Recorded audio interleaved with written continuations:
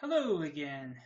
I'm Joseph Rice, and happy 2018. I read this book before on the Angelica Community Radio, The Colors of Space. Nice picture. It's in the public domain, by the way, so you can read it. So I'm going to read the first chapter, and then this is onto YouTube. Now, if I can see. The Lowry spaceport didn't belong on Earth. Bart Steele had thought that a long time ago when he first saw it. He had been just a kid then, 12 years old, and all excited about seeing Earth for the first time. Earth, the legendary home of mankind before the age of space, the planet of Bart's far back ancestors, and the first thing he'd seen on Earth when he got off the starship was the Lowry spaceport. And he thought, right then, it doesn't belong on Earth. He'd said so to his father, and his father's face had gone strange, bitter, and remote. A lot of people would agree with you, son, Captain Steele had said softly. The trouble is, if the Lowry spaceport wasn't on Earth, we wouldn't be on Earth either. Remember that. Bart remembered it 5 years later as he got off the strip of moon sidewalk. He turned to wait for Tommy Kendron, who was getting his baggage off the center strip of the moving roadway. Bart Steele and Tommy Kendron had graduated together the day before from the Space Academy of Earth. Now Tommy had been born on the ninth planet of the star Capella, was taking the Lowry starship to his faraway home, and Bart's father was coming back to Earth on the same starship to meet his son.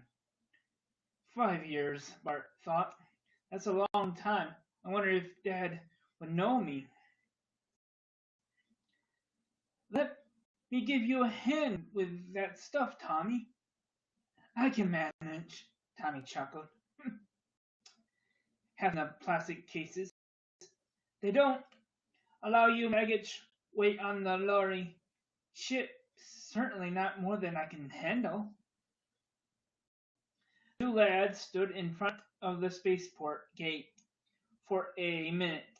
Over the gate, which was high and pointed and made of some clear, colorless material like glass, a jagged symbol resembling a flash of lightning, the sign in Lowry language for the home world of the Lowry.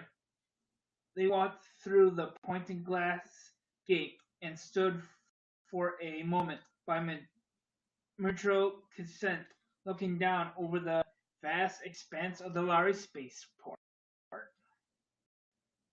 This had once been a great desert.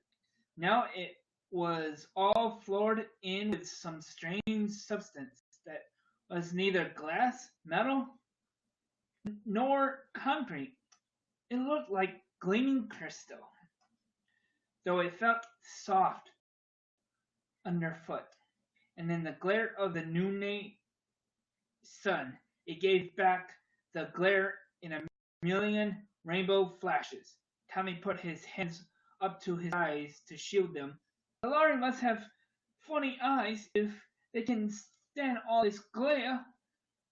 Inside the glass gate, a man in a guard's uniform gave them each a pair of dark glasses. Put them on now, boys, and don't look directly at the ship when it lands. Tommy hooked the earpieces of the dark glasses over his ears and sighed with relief.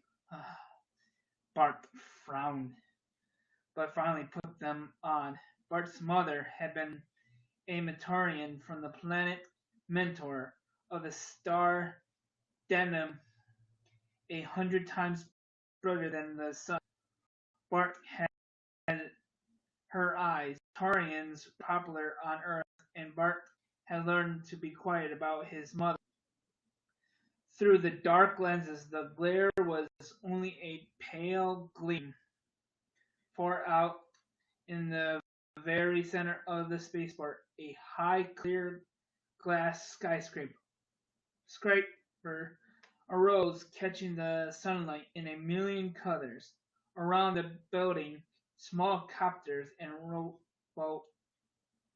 robocabs veered, discharging passengers, and the moving sidewalks were crowded with people coming and going.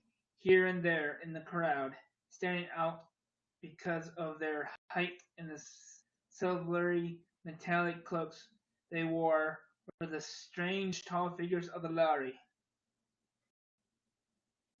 Well, how about going down? Tommy glanced impatiently at his timepiece.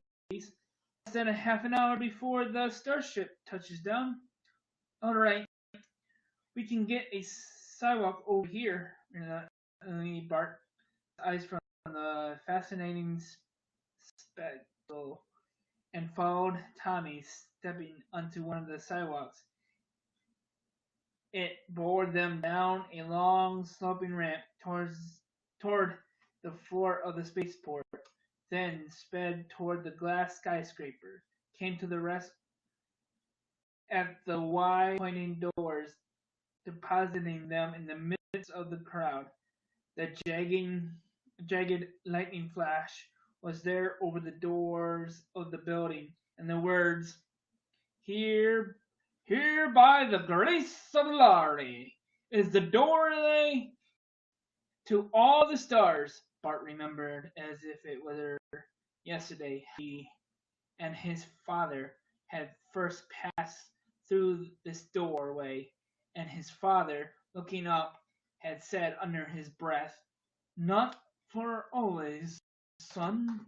Some day man will have a doorway to the stars, and the lorry won't be standing in the door." Inside the building, it was serenely bright.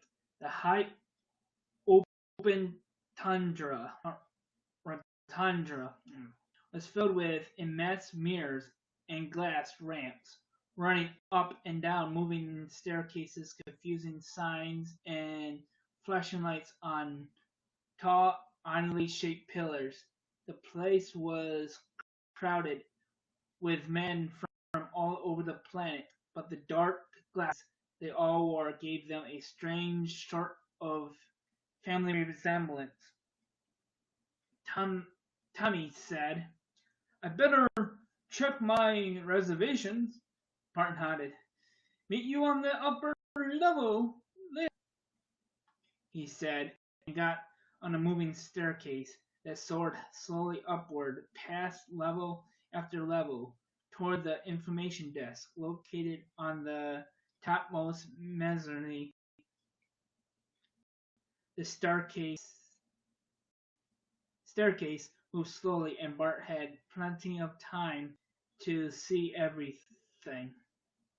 On the step immediately in front of him, two lorries were standing with their backs turned. They might almost have been men, unusually tall, unusually thin, but men. Then Bart amended that mentally. The lorry had 2 arms, 2 legs, and a head apiece. They were that much like men. Their faces had 2 eyes, 2 ears, and a nose, and a mouth, all in the right places. But the similarity ended there. They had skin of curious pale silvery gray, and pale pure white hair rising in what looked like a feathery crest. The eyes were long and slanting, the forehead high and narrow, the nose delicately thin and chiseled. long, vertically slant nostrils, the ears long, pointed, and lobeless. The mouth looked almost human, though the chin was abnormally pointed. The hands would almost have passed inspection as human hands, except for the long, triangular nails curved over the hands, except for the long triangular nails over the hands, fingertips like the claws of a cat. They wore skin-tight clothes of some metallic, silky stuff, and long, flowing, gleaming silvery capes. They looked unearthly, elfin, and strange, and in their own way they were beautiful. The two Lhari in front of Bart had been talking softly in their fast, trailing speech, but as the hum of the crowds on the upper levels grew louder, they raised their voices, and Bart could hear what they were saying. He was a little surprised to find that he could still understand the Lhari language. He hadn't heard a word of it in years, not since his Matarian mother died.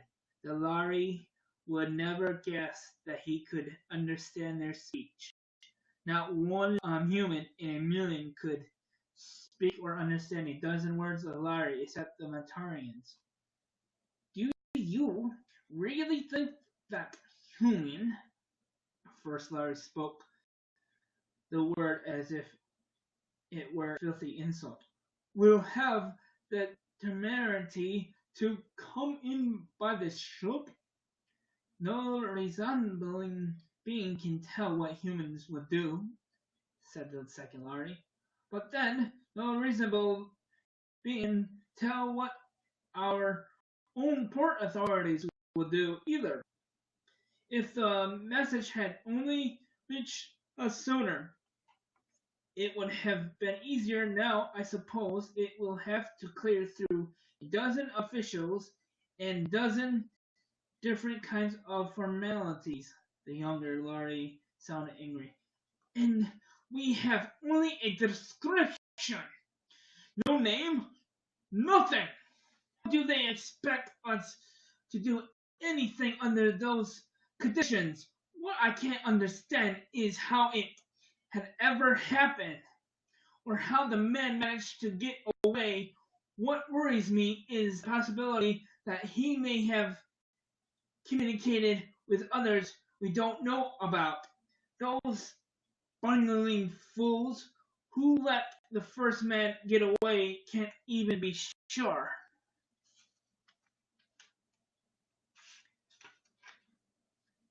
I'm going to end it there for right now. I just wanted to see how good. If you want the full chapter 1, you can see it on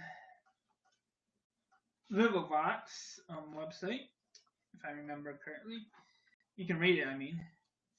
But you can read it online. I think it is online now.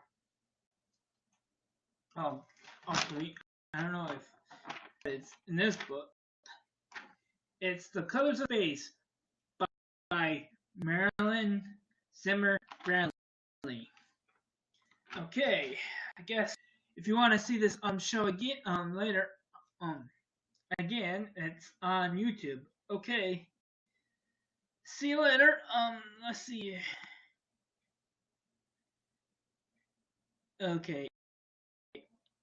Have a nice day. Peace. Oh yeah. Also, check any person's YouNow live thing when she comes on. Hi, Joseph Rice's Uber. Oh, great. See you later. Oh, hey, Tim.03.